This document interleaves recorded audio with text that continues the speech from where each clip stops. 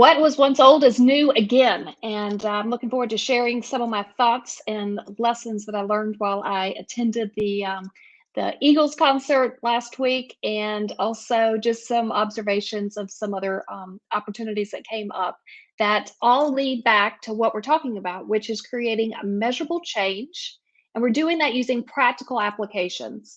My name is Cantey. I'm an executive coach, a podcast host, a business vitality. Thank you so much for listening in. I appreciate this opportunity. And I can't help but have a little bit of fun of just day to day stuff that's going on. How do we take these opportunities that are given to us, whether we know what they're here for or not? How do we take a concert? How do we take a relationship? How do we take these conversations that we may or may not be intentionally having and learn from them? And so this opportunity that I want to share with you is kind of something funny of, what do the Eagles and electricity have in common? And as I reflect on this, and I'm going to expand more on this, but what they both continue to do is remain vital in business everywhere. And for someone to be able to sustain a 51-year career, for electricity just to be running throughout the country for the first time in 100 years ago, like there's some practicality there. And sometimes, if we can figure out what the practical applications are that are working, how do we just take some of this good information, these good processes that are taking place, and apply it to our own lives, apply it to our own businesses to continue to remain vital? Because sometimes what is old is new again. And some of the coaching clients last week that I worked with, they're realizing as we settle into this new post COVID world, we're just going back to what we were doing before. We're getting back to the basics, we're getting back to the fundamentals. So I know I keep saying it, but what's old is new again. And so Thursday of this past week, we went to the Eagles concert. We're listening to 18,000 fans of all ages being able to listen to this. And I learned three main things from this concert. And I know my friends probably thought I was a little odd taking notes as I'm listening to some of this music. But I was like, God, there's so many just good lessons if we're willing to listen to it. And before I share those with you, I want to share something that happened on Saturday. So Saturday, I live in a small town. I like to call it Mayberry because it's just a small town of about 7,000 people. And we had 30,000 people come into town for these horse races. And this horse race happens once a year. It's called the Carolina Cup. It brings in people from all over. Most importantly, it brings back family and it brings back friends that we haven't seen in a while. It's also a great opportunity to introduce new friends and new folks into the area to be able to kind of have the experience of what it's like living here in Camden, and the just the welcomeness, the Southern hospitality that comes with it. And so as I was sitting here just kind of chatting with a friend, I couldn't help but reflect the work that he's been doing that has a connection with electricity, and what he's doing today that is the equivalent of rolling out electricity 100 years ago when people in America didn't have reliable electricity. So before I jump into the Eagles example, I'm going to share just a story. I don't know if some of you have heard it or not, but this opportunity that came from my background that I had with Farm Credit. I worked with them for a number of years. For those of you that are just dialing in, my name is Catherine Cantey. I am an executive coach and a podcast host.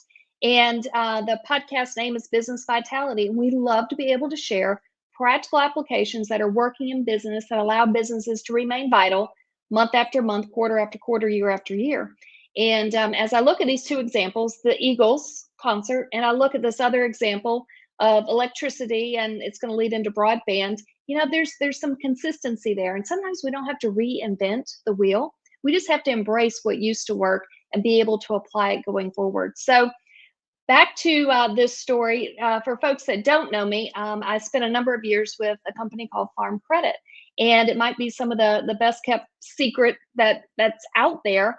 And they support farmers and rural communities. So every time you eat, you drink, you have fibers to make clothing, you should thank a farmer.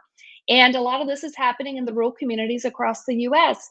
And being able to work for them I was able to hear just different discussions, whether they're in the boardroom or the front line with the farmers and the borrowers. Or I also had opportunities to sit in on technology talks because my role was customer facing. There were only 5 of us that called on 19 customers. We only had 19 customers. And so if you want to talk about a very delicate relationship, that was one that was very delicate. If you only have 19 and you're in a $30 billion bank, that's pretty delicate. So making sure that these folks were taken care of and it was a mutually beneficial relationship was something that was really important to us. And as I kind of grew in this role and understood what the customer needs were, and you could really feel the pain when you go out there and you see these farms doing amazing things. And the only way they're going to continue to do bigger, better things is if they have reliable broadband. And so one of these conversations with one of the technology folks led me to this lunch and learn. And so I go to this lunch and learn and I listened to this presentation by this gentleman that explained what is a vertical asset. And for those of you who don't know what a vertical asset is something that goes straight up and down in the air. So a vertical asset could be a grain tower, a water bin, a fire tower, whatever it is, it's going up and down in the air. And I am not a broadband expert by any means, but he luckily could boil it down into some practical understanding that I could then understand. And what he explained is there is real estate on these vertical assets.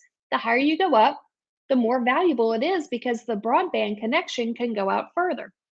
And so I'm learning about this and I'm learning about how we can start closing the broadband gap. And I thought this was just fascinating. So I stayed through this whole talk. This gentleman's name is Jim Stritzinger. Fantastic guy. I walked up to him afterwards. I said, I live in a small community, rural community, and we struggle with broadband. And how do we explore what the options are? Because you're saying that there's some options out there. I don't fully understand it, but I'm curious. And how do we learn more about this to see if there's an opportunity to figure out what's working somewhere else and bring it back to our hometown? And so he agreed to look into it, not, high pressure or anything, but I was just like, if you got time, let me know. And so a couple weeks later, he comes back.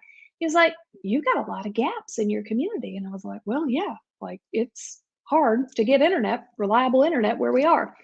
And so he said, well, there's this opportunity coming up with a federal grant. And but to do that, you need to have a provider friendly community. And so these are like some of the terminology things that I'm learning. And so I learned about this whole process, and if you guys know me well, you know this whole story, but I'll give you the abbreviated version.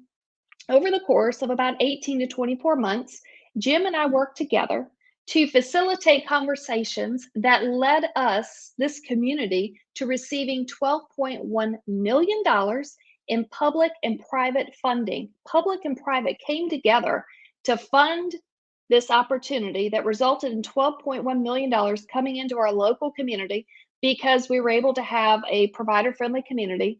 And to do that, that takes a whole lot of conversations and meetings and different people with different backgrounds and different opinions to come together on one thing. And that was to move this forward. And so we were lucky enough to have a great community that came together. Despite any kind of backgrounds or opinions or anything that may have been different in the past, we all could agree on this one thing, that reliable internet and reliable broadband was vital for our future. And so over the course of about 18 to 24 months, Jim and I worked together, and I give all the credit to Jim. He's the one that knows all the details and the ins and outs. And he just kept, pushing us forward and saying, here's a little bit more you need to do. Here's a little bit more you need to do. As a result, 12.1 million, we were able to put in 256 miles of fiber into the ground. And that fiber into the ground is the new infrastructure that's allowing our community help close the broadband gap. It may not be perfect. It may not be, 100% everywhere all the time, but it is pretty significant to get 256 miles of fiber into the ground for a community that didn't have it. And, we worked together to get letters in the community of different farmers and businesses that are in these communities that needed to have it in order to, create vitality for their business and vitality for the community. And so it was pretty excited. We're excited to be able to share that. And to make it even better, the grant allowed them 5 years to put this in place. it was totally completed within 18 months. So there were so many wins on this front. And what I want to share is three things that I learned from that experience. And seeing this individual at the Carolina Cup and just kind of conversing over, do you remember a few years ago what it was? And now here we are talking about this. And then where does it go from here? But what I learned from him and from that experience are three things. The first one is to be curious and ask questions. Again, this ties back into practical applications. How can you stop today and just be curious and ask questions? Not shut somebody down and tell them they're wrong, but just be curious and lead with questions. Because I asked questions, because I stayed afterwards and just said, hey, I think we have an opportunity here, but I'm not really sure where this could go. I think we have gaps in the community in regards to broadband. Where do we go from here? And then taking the next question into the community and saying, do we think reliable broadband is needed for our future? And then taking the question further and literally cold calling on a telecommunications company. And for some reason, they said yes. And Jim and I meet with these individuals, and they said, yeah, I think we can go after this, knowing that they were going to have to hire a slew of consultants, and they had a whole nother, business plan on their desk, but they were able to commit with us to move this forward and see if it would work.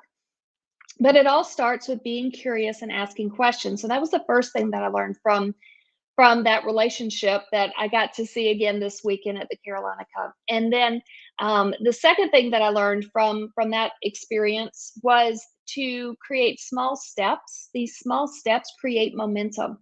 And just like I said, to be curious and ask questions, we're kind of not sure what we want to do at first. But if we can be curious, ask questions, and create small steps to create small bits of momentum, we can actually create success along the way much quicker than maybe we would have realized.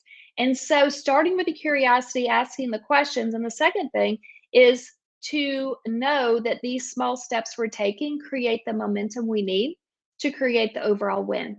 And even if we didn't win, we won so much information along the way that was going to better prepare us the next time. But we were able to win, we were able to receive the funding. And we did that because probably an excruciating amount of small wins along the way created the momentum that now the community can come back and look at it and say, yeah, that was a win. But they may not all realize all of the small steps it takes. It's kind of like sometimes we have to work 10 years to appear to be an overnight success. And we all know that it starts with small steps, and those small steps create momentum. The third thing that I remembered when I saw this gentleman of the relationship that we had and this great opportunity that we had, the third thing that I learned was the importance of follow-up. So the first one was to be curious, ask questions. The second is small steps of momentum that creates the change. The third thing is follow-up. I continue to be blown away by the lack of follow-up in so many conversations that I continue to have, whether it is a personal project that I'm managing, a business project that I'm managing, just hearing conversations of other business professionals speaking of, they just never got back to me. And the follow-up is so incredibly vital. These are practical applications. And with the executive coaching that I'm doing, the reason my clients are successful is because of the follow-up process built in. We're able to create and sustain momentum for them to continue to grow and to serve and to just find that next 1%, that next 2% of growth that's out there. And they're able to do that because of the follow-up process. I know with Marshall Goldsmith's work, I'm certified, I'm an executive coach, one of 12 in the US, using his framework. And what he found, taught me, of 11,000 leaders that they surveyed across the world, 4 continents, 11,000 leaders. The reason the leaders are getting better is a very practical application, and it is because of follow-up. How much business are we losing today because we're busy responding to text messages, Slack messages, emails, when we need to move into intentionality of intentional follow-up with the prospect, with the existing customer, with the people that we need to create the momentum with.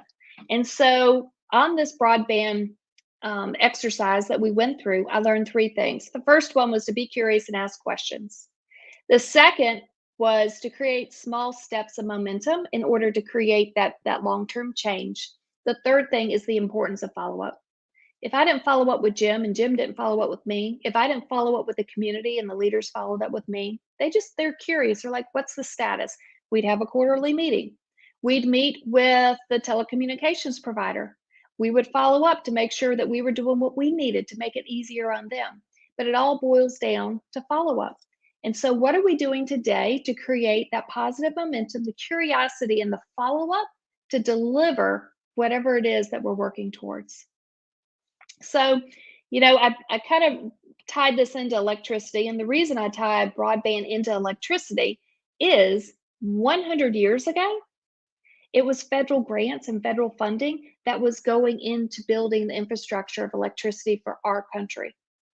Fast forward 100 years later to today, it is the federal grants that are going into these communities to really push out broadband and help close the broadband gap in this country.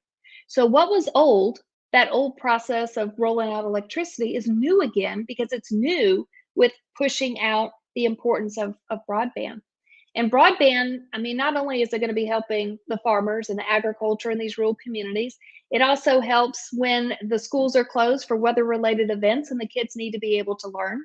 It also helps when the parents want to be able to further their education. So it's great for workforce development. They can be at home after the kids go to bed, go online and be able to take some great classes to further their education.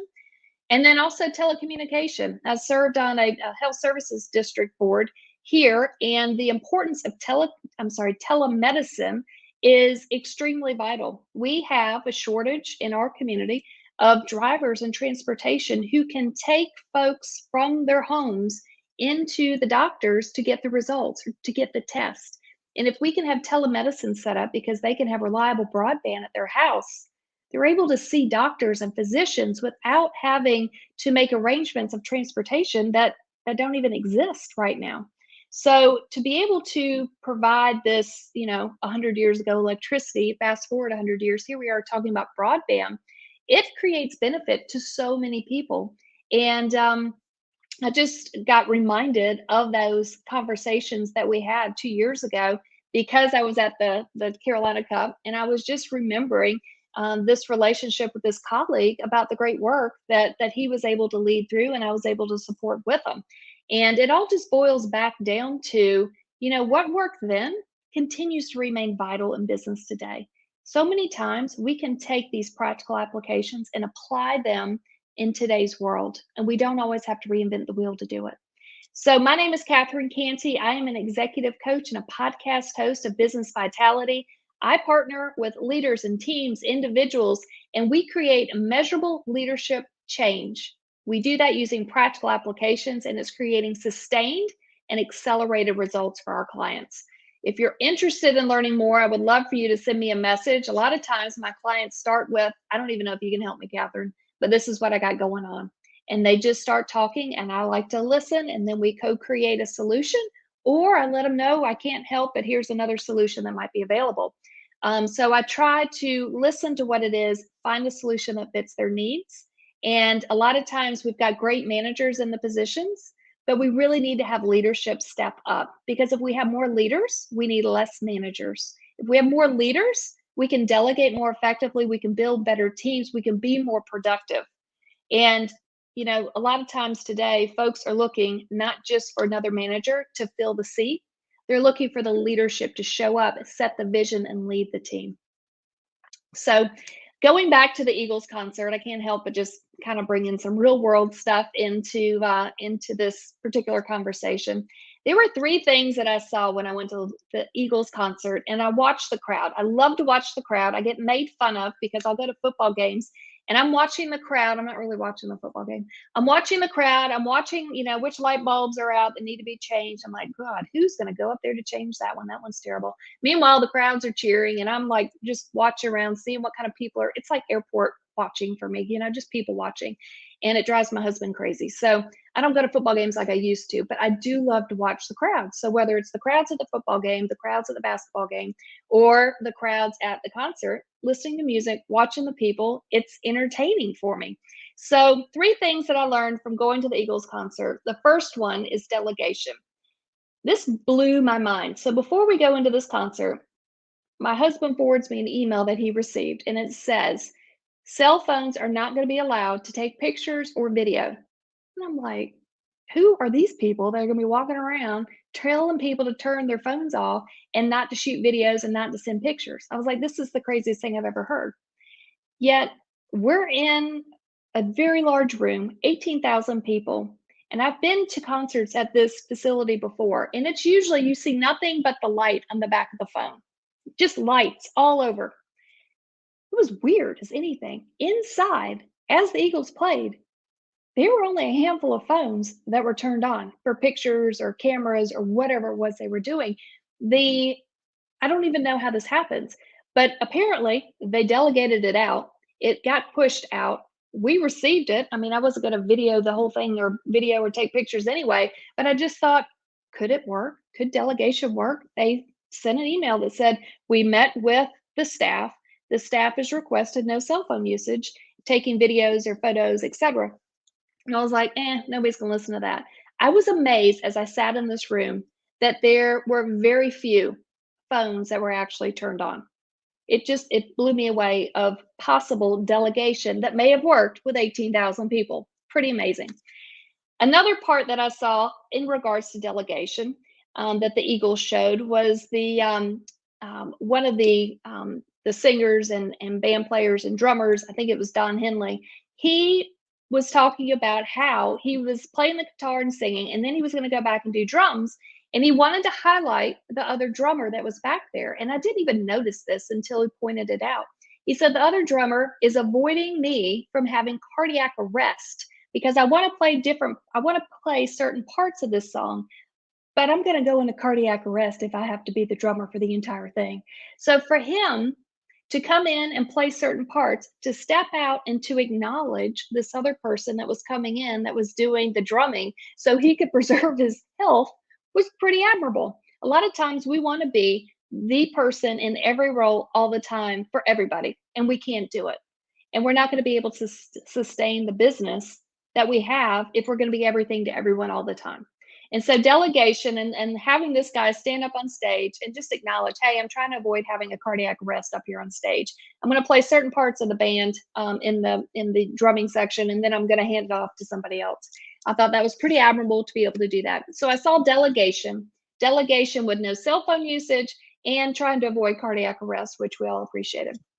The second thing I learned with watching the Eagles concert were the sound and the lights. And I know that, if you've ever been to a concert, you can see the quality of the sound and the lights based off of the opening act versus the second act versus the main act. And I could just tell, obviously, they're on a whole different budget of the quality of the sound and the lights and the fact that you don't always have to have every bell and whistle and fog machine and everything else, but the amount of people and equipment that they had lined up for the sound and the lights and the choreography and the videography that they had going on, even the fact that they brought in local talent from Columbia, from the University of South Carolina, incorporated it into the show, the collaboration that was there, the other singers that were featured and coming in, to create vitality in business, we have to collaborate with other people. We have to collaborate with others. And I saw this last week in a coaching environment. And this is going to maybe be a shock to some people, but sometimes sales and operations don't speak together. And sales is sales on the front line, selling. And operations is supporting in the back room, and they're just trying to keep the wheels on. And very few times do sales and operations speak to one another. And what I have found with the businesses that I'm working with that are doing great things and continuing to find 1% and 2% improvement year over year, which is pretty hard to do when you're at the top of the game, is they're collaborating. They're collaborating with different people within the business unit, and they're explaining the why of what we're doing.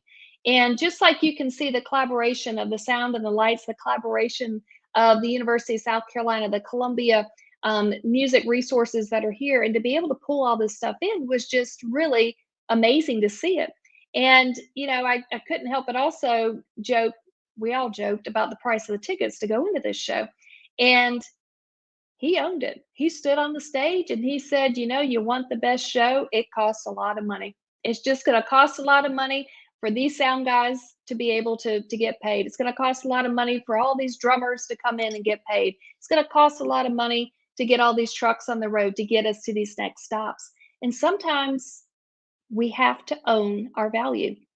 And if we want to, we can share with others. And he just joked and he just said, look, you want the best of the best, it costs money. And sometimes in business, we just have to let others know that we're here to support you, and the best of the best costs a little extra than the bare minimum, that solution that you could have gotten from somewhere else.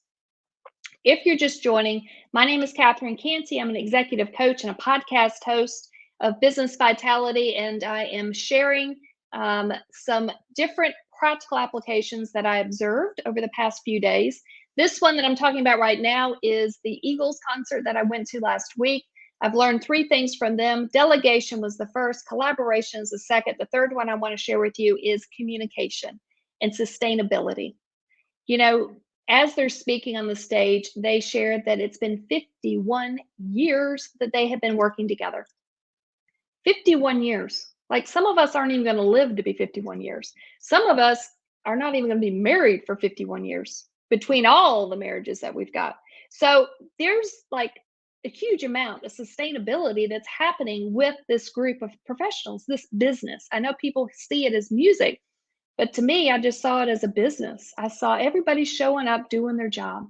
I saw everybody working together, everybody supporting each other, everybody cheering each other on. At least that's what it looked like from the front side. And for somebody to be together for 51 years, coming and going and making this thing still work is very admirable. And I think sustainability is closely aligned with communication. And so if we can find the best ways to communicate with others, we're going to be able to sustain our businesses. Again, another practical application. It's easily said. It may not be so easy to be able to implement. And he shared, over the years, I'll just go ahead and tell you, we've got 110 people that make this show happen. 110 people. He shared they had 15 semis that were hauling all of this equipment and stage and sound and everything to the next location. And sure enough, when we left the concert, you saw all 15 buses out there, all 15 semis out there, all clean. They all look good. I mean, this is, the image that they're portraying. And to be able to do that creates a huge amount of opportunity for communication. This communication is creating sustainability. And to be able to watch that and to see what he's saying and to see it actually in action was pretty cool. And something else that I wanted to note in regards to communication and sustainability is when they talked, people listened. How many times have you been in a room where the leader spoke and there's sidebars going on? It blew me away that they had 18,000 people in this place. This one guy is up there with a microphone. Everybody's quiet behind him. And you could hear a pin drop inside this building as he told the story of whatever it was he wanted to share.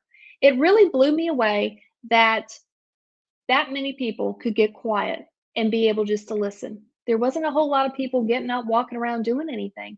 They were there to listen. And there's a huge amount of respect that shows with leadership when one person can stand up and everyone else gets quiet in order to listen.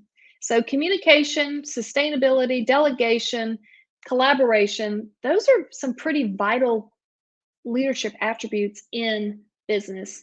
And 3 things I learned from the Eagles concert: delegation, collaboration, and communication were the 3 things that I learned. A lot of people might ask what kind of executive coaching and consulting work I provide. And based upon the decades of working with corporate clients, what I enjoy the most is partnering with businesses, leaders, individuals, and teams to create measurable leadership change using practical applications. And the clients that I'm working with, they are able to create sustainable and accelerated change because of these practical applications that I just talked about.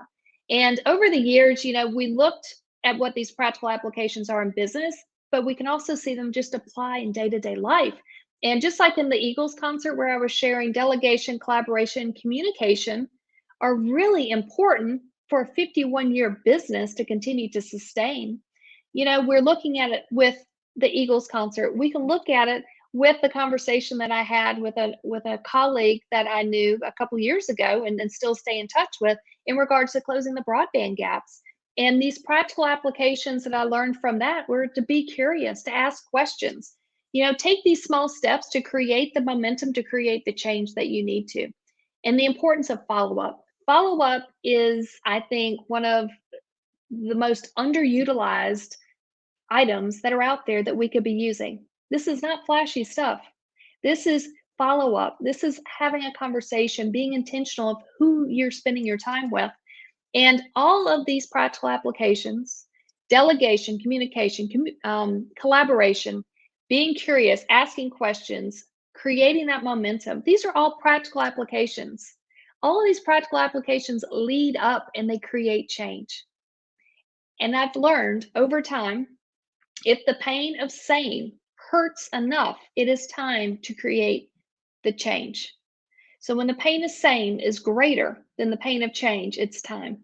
And so if you want to learn more, you're wondering if I can help with your leadership opportunities, your business opportunities, consulting opportunities, let me know. Give me a call, send me a message. I love to partner with teams, leaders, individuals, and be able to work with them to create measurable leadership change. We're using practical applications. 100% of my clients have been able to create results. And my name is Catherine Cantey. I'm an executive coach and a podcast host of Business Vitality. I appreciate you tuning in, and I look forward to hearing from you what kind of pain, opportunity is in your life that you may be ready to create change for. Thanks so much for being here.